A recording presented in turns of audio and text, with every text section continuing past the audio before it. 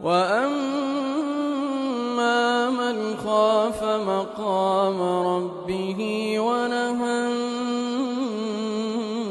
النفس عن الهوى فإن الجنة هي المأوى.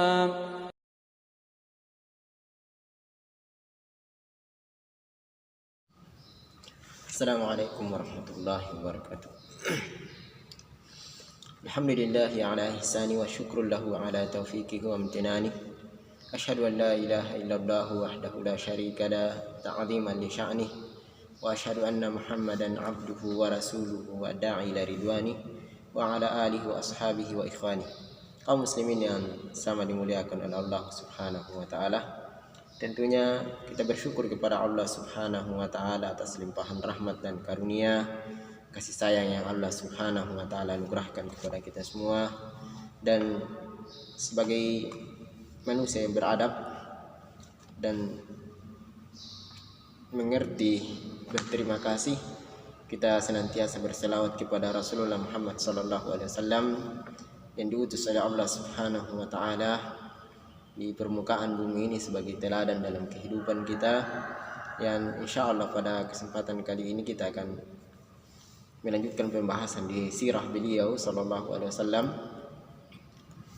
Kita akan masuk di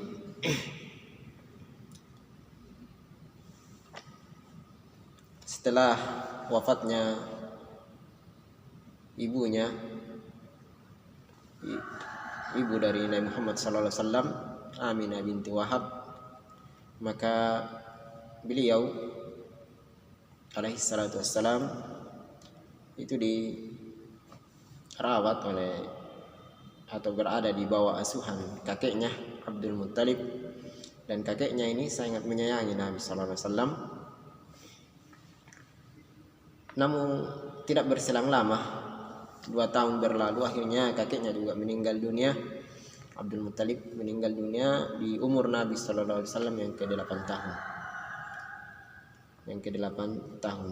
Dan setelah meninggalnya kakeknya ini, atau sebelum meninggalnya kakeknya Nabi sallallahu alaihi wasallam, itu beliau berwasiat kepada Abu Talib agar Abu Talib lah yang kemudian mengasuh Nabi sallallahu alaihi wasallam. Dipilihnya Abu Talib oleh Abdul Muttalib untuk mengasuh cucunya Nabi Muhammad SAW adalah pertama karena memang Abu Talib ini adalah saudara seayah dan seibunya Abdullah. Jadi dipilihnya Nabi SAW dijadikan sebagai atau diasuh oleh Abu Talib dan diwasiatkan oleh Abdul Muttalib karena Abu Talib adalah akhun syikak, jadi dia adalah saudara seayah dan seibu dengan ayahnya Nabi sallallahu alaihi wasallam, yaitu Abdullah. Dan berlalu waktu, Nabi Muhammad sallallahu alaihi wasallam berada di bawah perlindungan dan naungan atau perawatan dari paman beliau Abu Talib sampai 4 tahun berlalu. Umurnya Nabi SAW 12 tahun. Terjadilah peristiwa berangkatnya kabilah atau perdagangan Abu Talib ini ke Syam. Karena Nabi SAW di Mekah tidak ada yang merawat beliau atau tidak ada yang melindungi beliau, kemudian dibawalah Nabi Muhammad SAW oleh paman beliau Abu Talib untuk diikut sertakan berdagang ke Syam. Namun di perjalanan, subhanallah,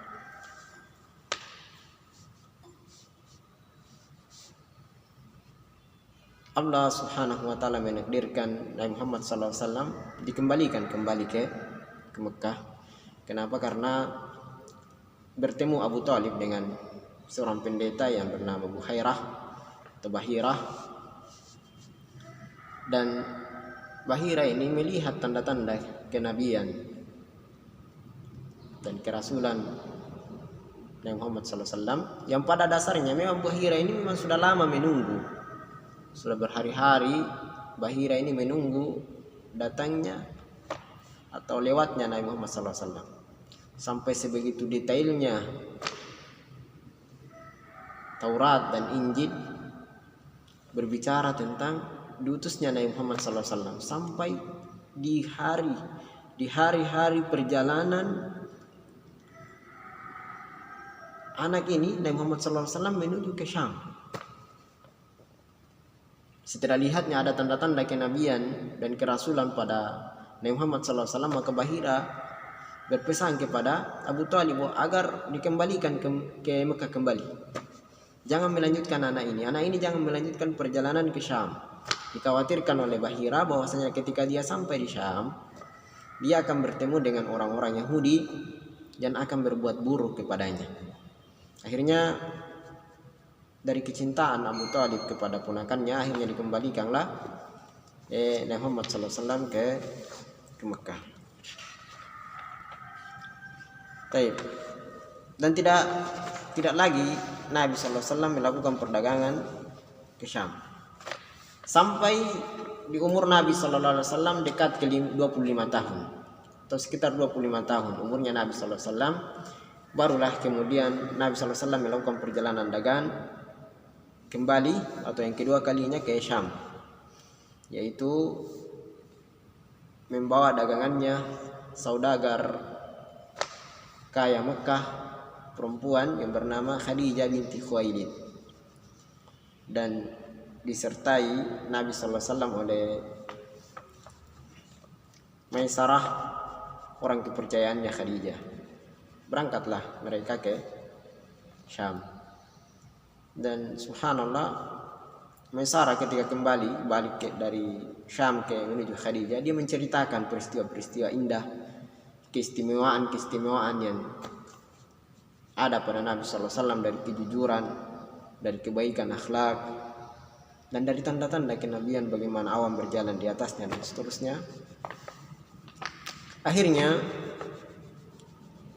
jatuh hatilah Khadijah radhiyallahu taala anha kepada Nabi sallallahu alaihi wasallam. Akhirnya dia datang kepada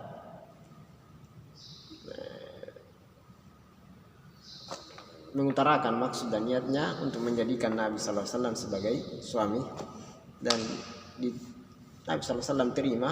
Akhirnya datanglah lamaran Nabi sallallahu alaihi wasallam kepada Khadijah dan menikahlah Nabi Muhammad sallallahu alaihi wasallam dengan Khadijah binti Khuwailid radhiyallahu taala anha. Dari pernikahan Nabi sallallahu alaihi wasallam dengan Khadijah ini terlahir darinya 6 orang anak Nabi sallallahu alaihi wasallam. Jadi Nabi Muhammad sallallahu alaihi wasallam memiliki 7 orang anak, 6 orang anak beliau itu lahir dari Khadijah, dan 1 lagi yaitu Ibrahim lahir dari Maria Al-Qibtiyah. Putra dan putri dari Khadijah, anak Nabi sallallahu alaihi wasallam pertama adalah Qasim. Qasim ini karena Qasim maka beliau Nabi sallallahu alaihi wasallam disebut dengan kunyah Abu Qasim atau Abul Qasim. Kemudian selanjutnya ada Abdullah. Jadi 2 orang putra, Qasim dan Abdullah. Kemudian yang putri ada Zainab. Kemudian ada Ruqayyah. Kemudian anak Ummu Kulsum. Kemudian ada Fatimah Az-Zahra. Fatimah Az-Zahra. Zainab ini putri Nabi sallallahu alaihi wasallam dinikahi oleh Abul As bin Ar-Rabi'. Dan akhir dari perjalanannya beliau masuk ke dalam Islam, Abul As bin Ar-Rabi' ini, tapi lama. Kemudian yang kedua, Ruqayyah dan Ummu Kulsum ini adalah istri dari sahabat yang mulia Utsman bin Affan radhiyallahu taala anhu. Setelah meninggalnya Ruqayyah, akhirnya Utsman menikahi Ummu Kulsum. Dan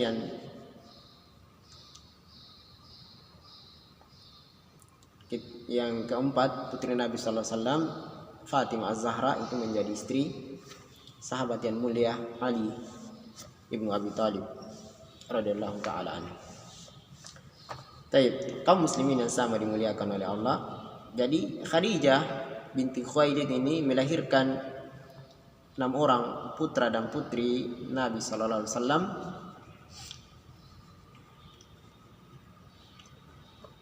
Dan 2 orang putra Nabi sallallahu alaihi wasallam dari Khadijah ini meninggal dunia di waktu masih kecil.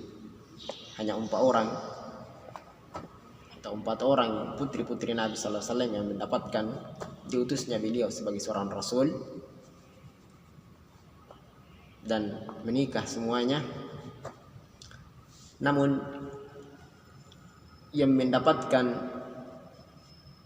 wafatnya Nabi sallallahu alaihi wasallam hanya 1 orang. Dari 4 orang putri Nabi sallallahu alaihi wasallam yang mendapatkan Nabi sallallahu alaihi wasallam wafat itu hanya 1 orang. 3 orang, Zainab, Ruqayyah dan Ummu Kulsum itu meninggal sebelum wafatnya Nabi sallallahu alaihi wasallam. Adapun yang mendapatkan Nabi sallallahu alaihi wasallam meninggal hanya Fatimah Az-Zahra radhiyallahu taala anha. Taib. Namun tidak berselang lama setelah meninggalnya Nabi sallallahu alaihi wasallam, Fatimah juga meninggal dunia. Adapun Khadijah setelah menikah dengan Nabi sallallahu alaihi wasallam, maka beliau radhiyallahu taala anha itu berkurban untuk dakwah ini, untuk Islam dengan harta dan jiwa beliau. Dengan harta dan jiwa beliau. Bahkan disebutkan dalam sejarah bahwasanya yang pertama-tama masuk ke dalam Islam adalah Khadijah. Pertama-tama memeluk Islam adalah Khadijah. Dan sebagaimana disebutkan dalam sejarah diutusnya Nabi sallallahu alaihi wasallam, awal diutusnya beliau sebagai seorang nabi, turun kepadanya ayat Iqra, maka Nabi sallallahu alaihi wasallam kembali kepada istrinya. Namun kisah ini akan kita sebutkan di pertemuan-pertemuan berikutnya insyaallah. Jadi kesempatan kali ini kita hanya sampai kepada pembahasan kita tentang atau sebelum diutusnya Nabi sallallahu alaihi wasallam. Di umur Nabi sallallahu alaihi wasallam yang ke-35 itu ada terjadi peristiwa yang luar biasa di Mekah, di mana diadakan renovasi Ka'bah. Renovasi Ka'bah. Ketika Ka'bah direnovasi oleh orang-orang Mekah, itu mereka mengembalikan bangunan Ka'bah dengan menyumbangkan harta-harta terbaik mereka. Mereka tahu betul bahwasanya Ka'bah ini adalah bangunan yang memiliki keistimewaan, ada barakah dan keagungan, sampai kepada akan diletakkannya Hajar Aswad di tempatnya. Nah, ketika Hajar Aswad akan kembali diletakkan di tempatnya, hampir-hampir terjadi pertumpahan darah di antara mereka, orang-orang Mekah, kepala-kepala kabilah, karena mereka saling mengklaim bahwasanya dari kabilah kami yang berhak meletakkan Hajar Aswad ini di tempatnya semula. Sementara banyak kabilah, dan hampir terjadi pertumpahan darah. Sampai ada hakim, ada yang memberikan hukum kepada mereka bahwasanya kita kasih hukum saja, siapa saja yang pertama sekali masuk pintu Mekah, maka dialah yang kita tunjuk sebagai orang yang meletakkan Hajar Aswad kembali ke tempatnya. Akhirnya mereka semua sepakat, dan Allah Subhanahu wa taala menakdirkan Nabi Muhammad sallallahu alaihi wasallam adalah orang yang masuk pertama sekali dari pintu Mekah pada saat itu. Akhirnya mereka semua berteriak mengatakan Al-Amin, Al-Amin, kita ridho. Pelajaran yang penting yang perlu kita ambil dari kisah ini adalah bahwasanya Nabi SAW itu memang dijaga oleh Allah Subhanahu wa taala dari awalnya, bahkan dari lahirnya. Dijaga oleh Allah Subhanahu wa taala dengan akhlak yang mulia. Bahkan sebelumnya kita pernah menyebutkan bagaimana Nabi SAW di umur beliau masuk 4 tahun itu dibelah dadanya. Dibelah dadanya, kemudian dikeluarkan, dicuci hatinya, dan dibuang semua yang ada kotoran-kotoran. Jadi Nabi SAW adalah dijaga oleh Allah Subhanahu wa taala di kecilnya. Maka beliau memiliki akhlak yang luar biasa. Akhlak yang luar biasa. Sampai orang-orang Mekah di umur beliau ke 35 tahun ini, mereka memanggilnya Al-Amin, As-Siddiq. Jadi ketika Nabi SAW masuk, orang semua berteriak Al-Amin, Al-Amin. Kalau beliau ini kami ridha, tidak ada masalah. Kemudian Nabi SAW meminta kepada mereka surban atau kain, dan diletakkan hajar aswad di atas kain ini.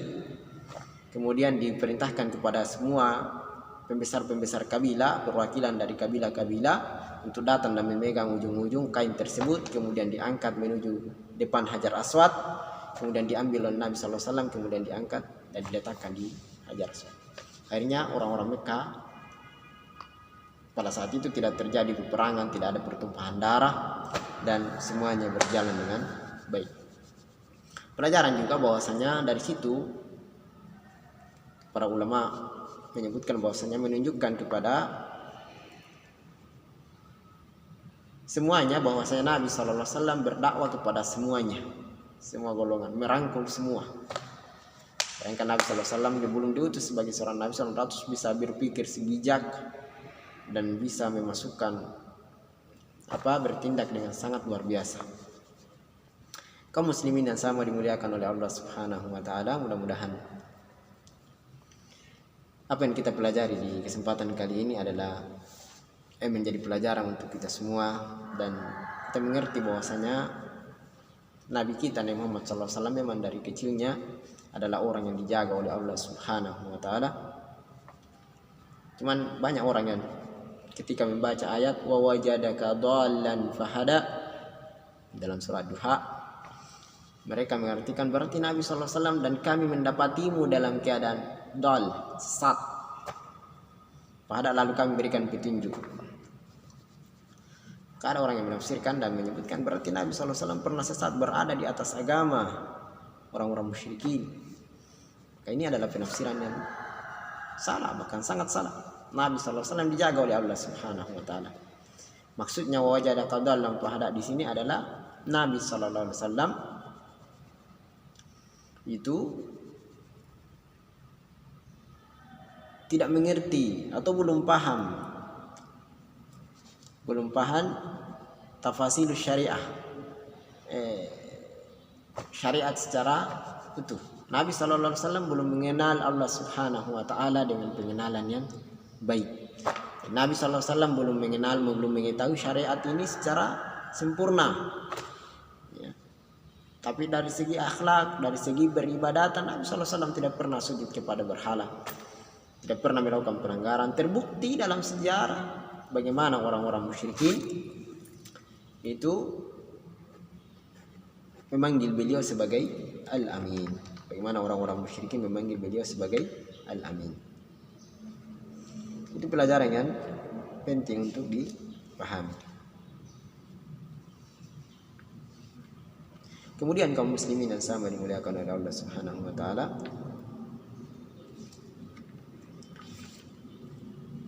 para ulama juga berdalilkan dengan Al-Quran tentang penafsiran dari surah Duha tadi yang kita bacakan. Allah Subhanahu wa taala berfirman dalam surah Asy-Syura, "Wa kadzalika auhayna ilaika ruham min amrina ma kunta tadri mal kitabu walal imanu walakin ja'alnahu nuran nahdi bihi man nasha'u min ibadina wa innaka latahdi ila siratim mustaqim." Dan sebagai begitulah kami mewahyukan kepada engkau wahai Muhammad ruham min amrina, petunjuk dari sisi kami. Ma kunta tadrimal kitab walal iman. Yang pada saat itu kau belum mengetahui, kau belum memahami wahai Muhammad Alkitab walal iman. Jadi engkau belum memahami tentang kitab ini, Al-Quran, pelajaran-pelajaran syariat, wal iman. Engkau belum memahami itu. Itu yang disebutkan di penafsiran yang Allah Subhanahu wa taala jelaskan di dalam ayat ini. Jadi Nabi SAW bukan tersesat berada di atas agama kaumnya, enggak. Tapi Nabi SAW belum memahami ya inti-inti syariat. Nabi SAW belum memahami apa itu iman dan seterusnya. Tapi Nabi SAW tidak pernah sujud kepada berhala, berada di atas agama orang-orang musyrikin pada saat itu. Oleh sebab itu kaum muslimin, hendaknya setiap muslim menjaga lisan-lisan mereka dari Nabi SAW, tidak berucap kecuali yang Allah Subhanahu wa taala ridha. Mudah-mudahan apa yang kita sampaikan memberikan faedah dan manfaat. Wassallallahu ala nabiyina Muhammadin wa ala alihi wasallam. Walhamdulillahi rabbil alamin.